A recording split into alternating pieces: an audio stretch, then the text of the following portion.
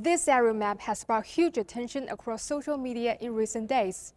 It shows flight paths over the Middle East in the wake of the Turkey-Syria earthquakes.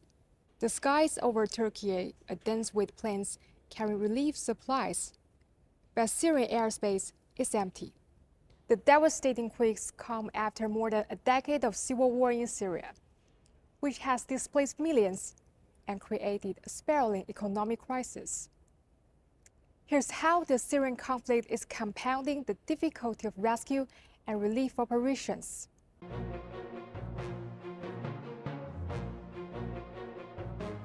The US, Canada, Australia, and the European Union have imposed sanctions on Syria in recent years, with the US sanctions being the most severe. In 2019, the US Congress passed the so-called Syrian Civilian Protection Act. Under the pretext of protecting Syrian civilians, the sanctions have affected all aspects of Syrians' lives. They have seriously affected people's access to food, electricity, fuel, medical care, and other necessities.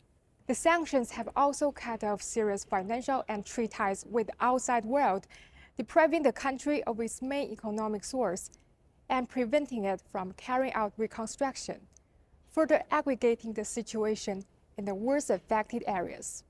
For example, because of US and European sanctions, cargo planes can't land at Syrian airports. Even if countries want to provide humanitarian aid, it's difficult for supplies to arrive. Syria's biggest banks are under sanctions, which has also made it difficult for humanitarian agencies to receive and access funds from abroad.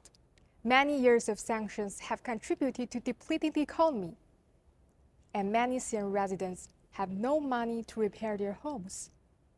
When the earthquakes came, the homes collapsed. The harsh sanctions have also prevented the Syrian government from importing mechanical equipment, fire trucks, and emergency vehicles that are desperately needed in rescue efforts. Recently, the US announced a temporary easing of sanctions on Syria. The 6-month relief only covers transactions related to the provision of disaster relief to Syria. According to State Department spokesperson Ned Price, the U.S. will address the Syrian people's humanitarian needs through non-governmental organizations. Perhaps you have the same questions as this reporter. You have never unrecognized the Syrian government. So why not reach out to the Syrian government? They are in power. They're the ones that run these rescue operations or aid operations and so on. It would be a great gesture. Another gesture would be to sort of lift the sanctions that have basically, suffocated Syria. It would be quite ironic. How exactly would it be ironic?